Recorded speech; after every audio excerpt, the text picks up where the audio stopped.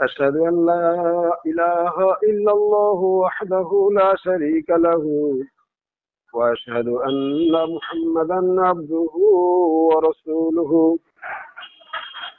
শ্রদ্ধেয় প্রিয় শ্রোতা মণ্ডলী, আজ আপনাদের সম্মুখে বেতের নামাজ সুন্নতে মুআক্কাদা বা ওয়াজিব এই বিষয় নিয়ে আলোচনা করব।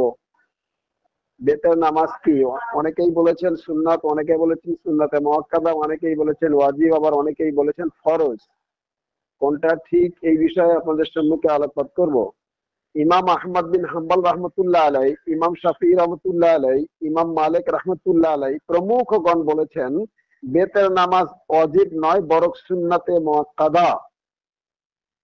এই বিষয়ের উপরে ভিত্তি করে ইমাম আবু হানিফা রহমতুল্লাহ আলাই বলেন বেতের নামাজ ওয়াজিব, এবং ইমাম আবু হানিফা রহমতুল্লাহ থেকে অন্য একটি রিওয়ায়াতে বর্ণিত আছে যে বেতের নামাজ ফরজ।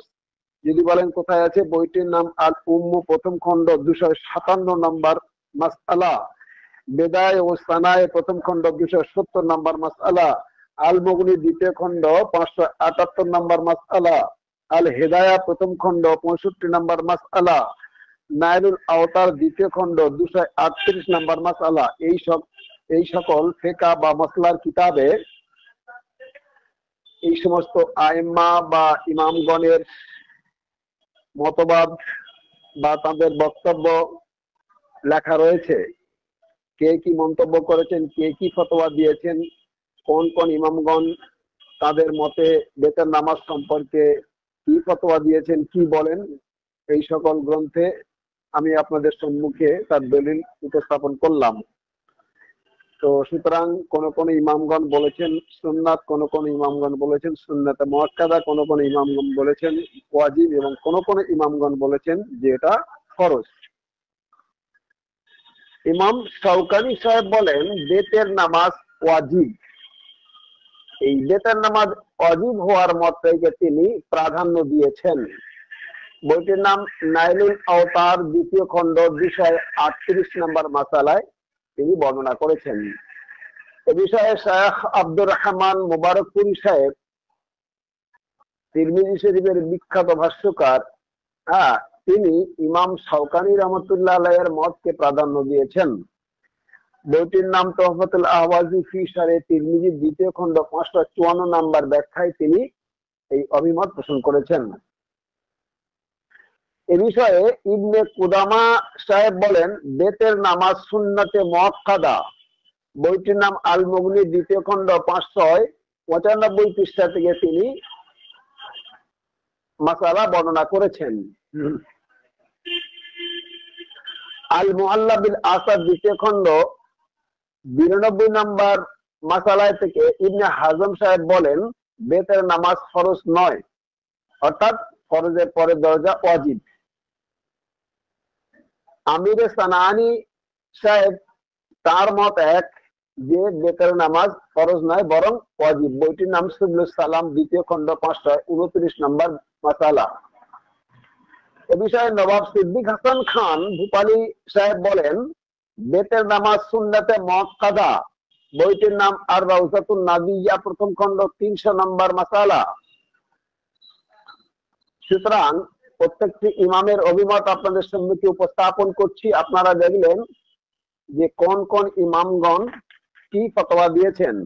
ইমাম আহমদ বিন হাম্বল রহমতুল্লাহ আলাই এবং ইমাম শাফি রহমতুল্লাহ আলাই এবং ইমাম মালিক রহমতুল্লাহ আলাই এবং প্রমুখ আরো বহুজন ইমামদের মতে বেতের নামাজ মানে সুন্নতে মুআক্কাদা। তবে ইমাম আবু হানিফা রহমতুল্লাহ আলাই তিনি এক জায়গায় বলেছেন বেতের নামাজ ওয়াজিব, কিন্তু অন্যত্র তিনি বলেছেন বেতের নামাজ ফরজ। কিন্তু ইমাম শাওকানি সাহেব বলেছেন যে বেতের নামাজ ওয়াজিব।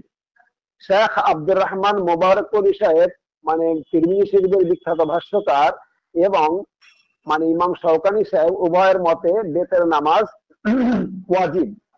ইবনে কুদামা সাহেবের মতে বেতের নামাজ সুন্নতে মুআক্কাদা। ইবনে হাজম সাহেবের মতে বেতের নামাজ ফরজ নয় বরং ওয়াজিব। ইমাম সানানি রহমতুল্লাহ আলাইহির মতে বেতের নামাজ ওয়াজিব। নবাব সিদ্দিক হাসান খান ভূপালী সাহেবের মতে বেতের নামাজ সুন্নতে মুআক্কাদা। এই সকল ইমামগণ তাদের বক্তব্য কোন কোন গ্রন্থে অভিমত পোষণ করেছেন তা আপনাদের সম্মুখে থেকে তুলে ধরলাম।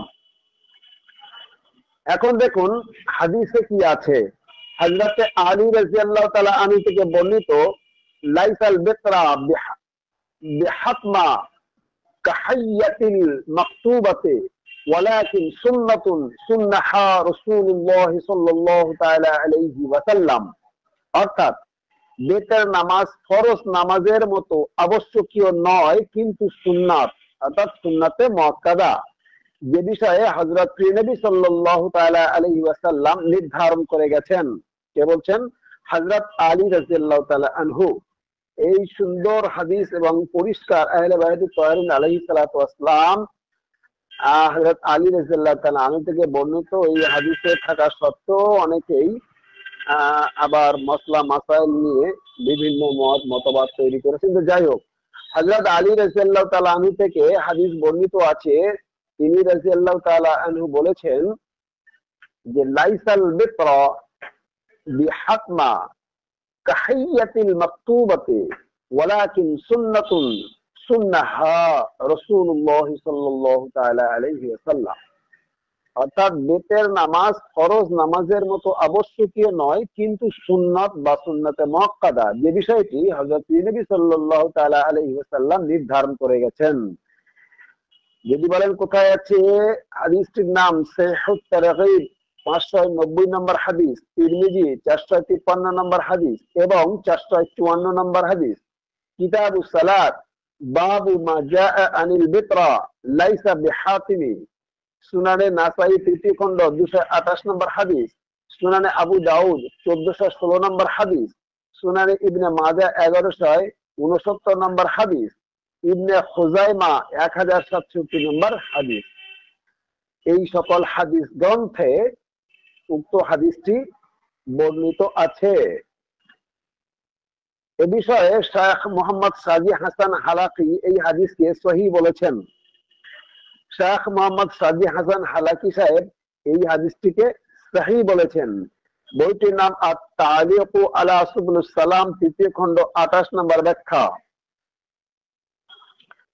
আত-তালিক আলা সুবুলুস সালাম তৃতীয় খণ্ডের 28 নম্বর ব্যাখ্যায় শায়খ মোহাম্মদ সাজি হাসান হালাকি বলেছেন, হযরত আলী রাদিয়াল্লাহু তাআলা আনহু বর্ণিত হাদিসটি সহিহ।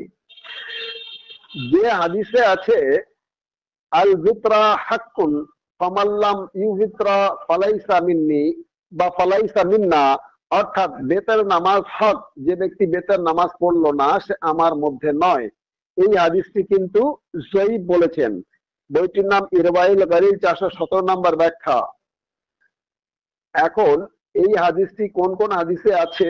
সুনানে আবু দাউদ 1419 নম্বর হাদিস, কিতাবুস সালাত বাবু ফি মাল্লাসা ইউবিতরা, আহমদ পঞ্চম খণ্ড 357 নম্বর হাদিস, হাকিম প্রথম খণ্ড 305 নম্বর হাদিস, বাইহাকি দ্বিতীয় খণ্ড 470 নম্বর হাদিস। এই হাদিসটির সম্পর্কে আসমাউর রিজাল শাস্ত্রের বিখ্যাত মনীষী দুনিয়ার হাফেজ ইবনে হাজার আসকালানী রাহমাতুল্লাহ আলাইহি হাদিসটিকে যঈফ বলেছেন। বইটির নাম তালখিসুল হাদিস, দ্বিতীয় খণ্ড 20 নম্বর ব্যাখ্যা। এবং ইমাম জাইলাই রাহমাতুল্লাহ আলাইহি এই হাদিসটিকে যঈফ বলেছেন। বইটির নাম নাসমুর রায়াত, দ্বিতীয় খণ্ড 112 নম্বর ব্যাখ্যা। যে হাদিসটি আপনাদের সম্মুখে বর্ণনা করলাম, যে অনেকেই মৌলভী সাহেবরা এই হাদিসটি পড়ে বক্তব্য দেন বা সাধারণ আম লোকেদেরকে শোনান, যে হাদিসে আছে আল বিতরা হাক্কুন ফামাল্লাম ইউ বিতরে ফালাইসা মিন্না। রাসূলুল্লাহ সাল্লাল্লাহু তাআলা আলাইহি ওয়াসাল্লাম থেকে এই হাদিসটি পেশ করেছেন, করে বলছেন যে বেতের নামাজ হক, যে ব্যক্তি বেতের নামাজ পড়লো না সে আমার মধ্যে নয়। কে বলছেন? হযরত নবী সাল্লাল্লাহু আলাইহি সাল্লাম। এই হাদিসটির মানে আসমুর রিজাল শাস্ত্রের মনীষীগণ যারা হাদিস যাচাই বাছাই করেন, হাদিসের সনদ সম্পর্কে যাচাই বাছাই করতে গিয়ে এই হাদিসটিকে যঈফ বলেছেন। বইটির নাম ইরওয়াইল গলিল 417 নম্বর মানে ব্যাখ্যায় হাদিসটিকে যঈফ বলা হয়েছে।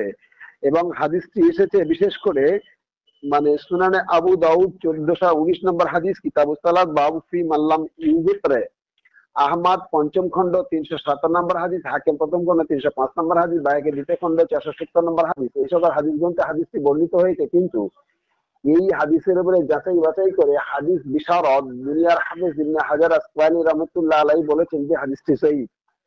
হ্যাঁ, তালখিসুল হাবিব ২য় খণ্ড ২০ নম্বর ব্যাখ্যায় তিনি বলেছেন। এ বিষয়ে আরেক হাদিস বিশারদ এবং আসমা রিজাল শাস্ত্রের মনীষীদের মধ্যেও তিনি একজন ইমাম জাইলাই রহমতুল্লাহ আলাইহি হাদিসটিকে সহিহ বলেছেন। বইটির নাম নাসমুর রায়াত ২য় খণ্ড ১১২ নম্বর হাদিস। এবারে আপনাদের সম্মুখে বর্ণনা করব বেতের নামাজে সুন্নাতে কেরাত, বেতের নামাজে কিভাবে কেরাত পড়তে হবে এবং কোন সূরা পড়া ভালো, কোন সূরা পড়া উত্তম এ বিষয়ে। হযরত উবাই বিন কাব রাদিয়াল্লাহু তাআলা আনহু থেকে বর্ণিত, হযরত প্রিয় নবী সাল্লাল্লাহু তাআলা আলাইহি ওয়াসাল্লাম বেতের প্রথম রাকাতে সাব্বিহ ইসমা রাব্বিকাল আলা, সুবহান রাব্বিয়াল আলা এই আয়াতটি পাঠ করতেন। মানে এই আয়াত এই সূরাটি পাঠ করতেন, পুরো সূরাটি। হযরতে উবাই বিন কাব রাদিয়াল্লাহু তাআলা আনহু থেকে বর্ণিত, হযরত প্রিয় নবী সাল্লাল্লাহু আলাইহি ওয়াসাল্লাম বেতের প্রথম রাকাতে সাব্বিহ ইসমা রাব্বিকাল আলা পড়তেন, দ্বিতীয় রাকাতে কুল ইয়া আইয়ুহাল কাফিরুন পড়তেন এবং তৃতীয় রাকাতে কুল হুয়াল্লাহু আহাদ পড়তেন। আমরা হাদিসটি আরেকবার খেয়াল করি এবং শুনি। হযরতে উবাই বিন কাব রাদিয়াল্লাহু তাআলা আনহু থেকে বর্ণিত হাদিস আছে, হযরত প্রিয় নবী সাল্লাল্লাহু তাআলা আলাইহি ওয়াসাল্লাম বলেছেন, মানে হযরত প্রিয় নবী সাল্লাল্লাহু আলাইহি ওয়াসাল্লাম আমল করতেন যে বেতরের নামাজে তিনি প্রথম রাকাতে সাব্বিহ ইসমা রাব্বিকাল আলা পড়তেন এবং দ্বিতীয় রাকাতে কুল ইয়া আইয়ুহাল কাফিরুন সূরাটি পড়তেন এবং তৃতীয় রাকাতে সূরা ইখলাস অর্থাৎ কুল হুয়াল্লাহু আহাদ পড়তেন।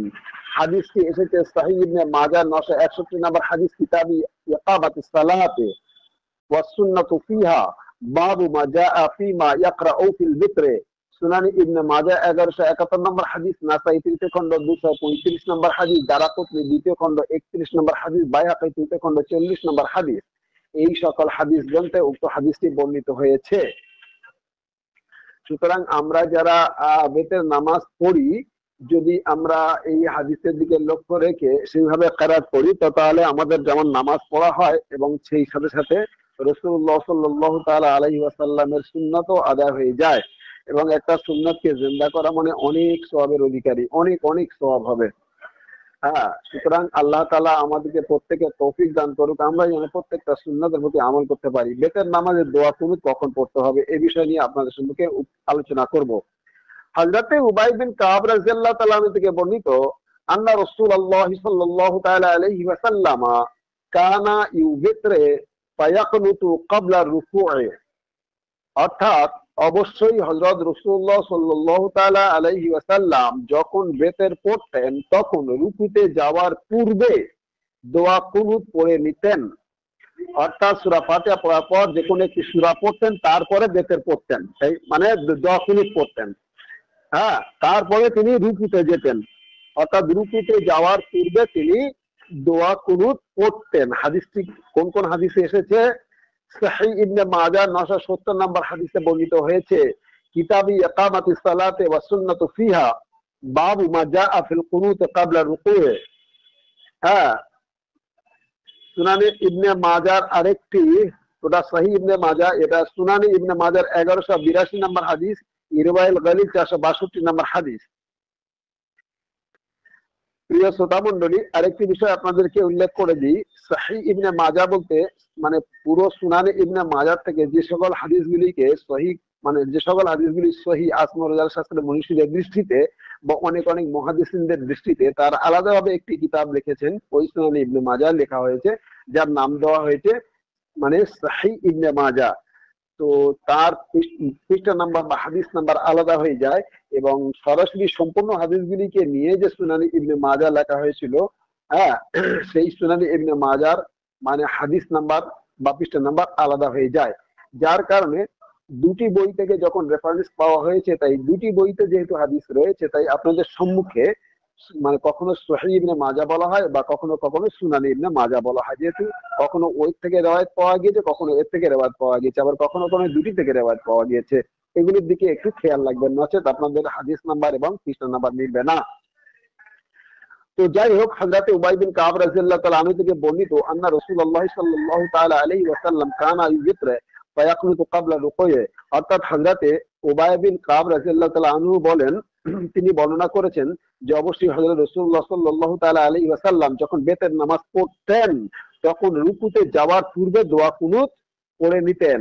হাদিসটি এসেছে সহিহ ইবনে মাজাহ 970 নম্বর হাদিস, কিতাবে ইকামাতিস সালাত ওয়া সুন্নাতু ফিহা, বাবু মা জাআ ফিল কুনুত ক্বাবলা রুকুই। সুনানি ইবনে মাজাহ 1182 নম্বর হাদিস, ইরওয়াইল গালি 462 নম্বর হাদিস। এই সকল হাদিস গ্রন্থে তার রুকু পড়া মানে দোয়া কুনুত পড়া সম্পর্কে হাদিস বর্ণনা করা হয়েছে। কিন্তু রুকুর পরেও কুনুত পড়া যেতে পারে, হ্যাঁ, কারণ খুলাফায়ে রাশিদিন ও অন্যান্যদের থেকেও প্রমাণ পাওয়া যায়। বইটির নাম নাইলুল আওতার, দ্বিতীয় খণ্ড, 258 নম্বর ব্যাখ্যা। নাইলুল আওতারের 258 নম্বর ব্যাখ্যায় পরিষ্কার বলা হয় যে অনেক হাদিসও আছে এবং যেখানে প্রমাণ পাওয়া যায় যে হযরত নবী করিম সাল্লাল্লাহু তাআলা আলাইহি ওয়াসাল্লাম তিনি কখনো কখনো রুকু থেকে উঠে দোয়া কুনুত পড়েছেন। যেমন পূর্বের হাদিস রুকু যাওয়ার পূর্বে দোয়া কুনুত পড়েছেন, ঠিক তেমনি এখানেও বর্ণনা করা হয়েছে যে কখনো কখনো তিনি রুকু থেকে উঠেও দোয়া কুনুত পড়েছেন। অতএব কেউ যদি রুকুতে উঠেও দোয়া কুনুত পড়ে তো তার শুদ্ধ হবে, অসুবিধা হবে না। এবং হযরত নবী সাল্লাল্লাহু তাআলা আলাইহি ওয়াসাল্লাম কুনুতে নাজিলা রুকুর পরেই পড়তেন। হাদিসটি এসেছে বুখারী শরীফ 1002 নম্বর হাদিস। তিনি যখন কুনুতে নাজিলা পড়তেন তো তখন সূরা কারাত পড়ার পরে তিনি রুকুতে যেতেন, রুকু থেকে সামি আল্লাহু লিমান হামিদা বলে যখন দাঁড়াতেন তারপরে তিনি কুনুত পড়েছেন, অর্থাৎ কুনুতে নাজিলা পড়েছিলেন। সহিহ বুখারী শরীফে হাদিসে এসেছে।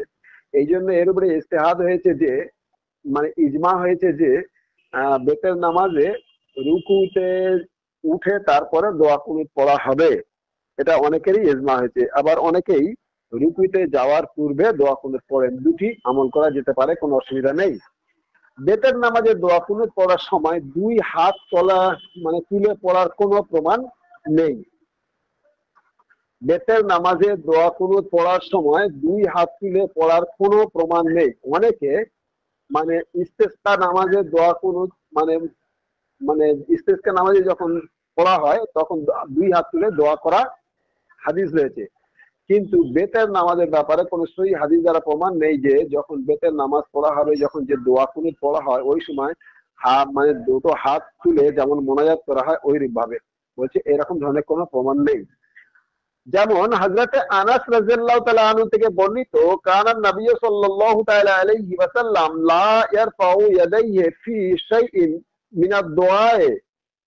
মিনাদ দুআইহি ইল্লা ফিল ইস্তিসকায়ে। অর্থাৎ হযরত প্রিয় নবী সাল্লাল্লাহু তাআলা আলাইহি ওয়াসাল্লাম কেবল নামাজে ইস্তিসকা ব্যতীত, অর্থাৎ নামাজে ইস্তিসকার মধ্যে দুই হাত তুলে দোয়া করতেন, এছাড়া অন্য কোন নামাজের মধ্যে দুই হাত তুলে দোয়া করতেন না। এখানে পরিষ্কার লেখা আছে যে হযরতে আনাস রাদিয়াল্লাহু তাআলা আনহু থেকে বর্ণনা করছেন, আনাস রাদিয়াল্লাহু তাআলা আনহু قال قال রাসূলুল্লাহ সাল্লাল্লাহু তাআলা আলাইহি ওয়াসাল্লাম বা قال كان النبي সাল্লাল্লাহু তাআলা আলাইহি ওয়াসাল্লাম লা ইয়ারফাউ ইয়াদাইহি। হযরত নবী সাল্লাল্লাহু আলাইহি ওয়াসাল্লাম কখনো তিনি দুই হাত তুলতেন না ফি শাইইন মিনাদ দুআইহি, দোয়ার মধ্যে, অর্থাৎ নামাজের মধ্যে যখন তিনি দোয়া করতেন, সে দোয়া কুনুত হোক বা অন্য কোনো দোয়া, তিনি দুই হাত তুলে দোয়া করতেন না। ইল্লা ফিল ইস্তিসকায়ে, কিন্তু ইস্তিসকায়ে নামাজে তিনি দুই হাত তুলে দোয়া করতেন। হাদিসটি এসেছে সহিহ নাসাই 1649 নম্বর হাদিস।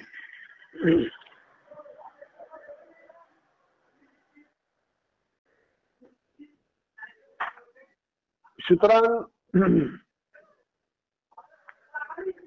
এই দোয়া কুনুতের জন্য নামাজে তাকবীরে তাহরিমার মতো রফুল ইয়াদাইন অর্থাৎ দুই হাত তোলার অসামঞ্জস্য আসারে সাহাবা থেকে প্রমাণ পাওয়া যায়। সেই কারণে এক শ্রেণীর মানুষও এই আমল করেন, আবার আর এক শ্রেণীর মানুষ এই আমলগুলি করেন না।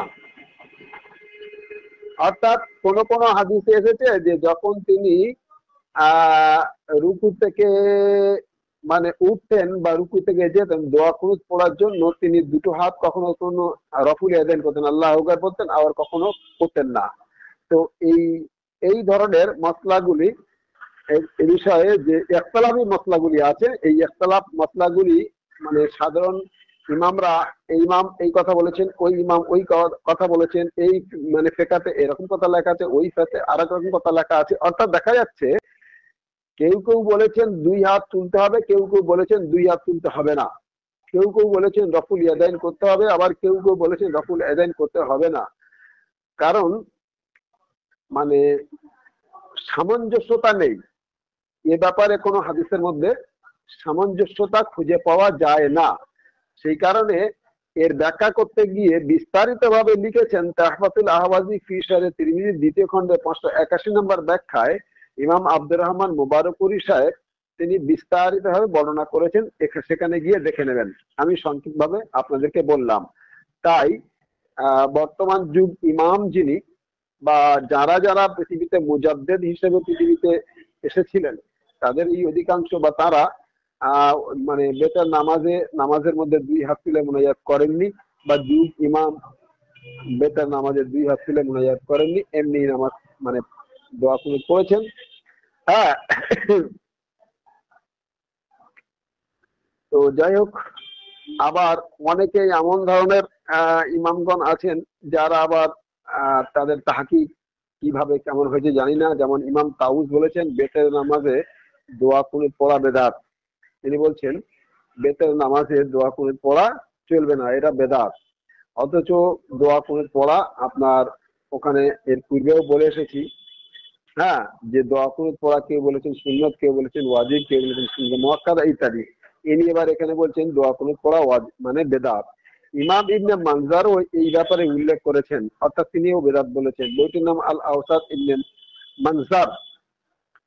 আল আওসাত ইবনে মানজারের 5ম খণ্ড 207 নম্বর ব্যাখ্যায় তারা বলেছেন যে মানে নামাজে দোয়া কুনুত পড়া, বেতের নামাজে দোয়া কুনুত পড়া বেদাত। যাই হোক, আমরা ওই সকল ইমামদের অভিমতগুলো আপনাদের সম্মুখে উপস্থাপন করলাম। তার মানে কোন একটি ইমাম সাহেবের অভিমতকে ফাইনাল করে উত্তর দিলাম না, এই কারণে যে যুগ ইমাম এর ফয়সালা দেবেন। যুগ ইমাম কি করেছেন বা কেমন মানে কি করতে বলেছেন বা তিনি কিভাবে আমল করতেন, যে সকল মতালিক ও হাদিস এসেছে ফয়সালা তিনি দেবেন। তো স্বাভাবিক অর্থে দেখা গিয়েছে যে সহি হাদিস দ্বারা প্রমাণ হয়েছে যে আপনার বেতের নামাজে দোয়া কুনুত পড়তে হবে এবং 2 হাত না তুলে পড়তে হবে, এবং রুকুর আগে কেউ যদি পড়তে পারেন কোনো অসুবিধা নেই, তাতেও সহি দলিল পাওয়া গিয়েছে। কেউ যদি রুকু থেকে মাথা তুলে সামি আল্লাহু লিমান হামিদা বলে উঠে দাঁড়িয়ে আর দোয়া কুনুত পড়েন, তিনিও পড়তে পারবেন, তাতেও কোনো আপত্তি নেই। হ্যাঁ, দুটি সুন্নত আপনার সুবিধা মতো আপনি পড়বেন। হ্যাঁ, যখন যেমন সুবিধা হবে, এতে কোনো অসুবিধা হবে না। হ্যাঁ, আর কোনো ক্ষতিও হবে না। তো আল্লাহ তাআলা আমাদের প্রত্যেকের তৌফিক দান করুক, আমরা যেন নবী সাল্লাল্লাহু আলাইহি ওয়াসাল্লামের প্রতিটি আমল ঠিক ঠিক মতন আমল করতে পারি। আমিন। ওয়া আখিরু দাওয়ানা আলহামদুলিল্লাহি রাব্বিল আলামিন।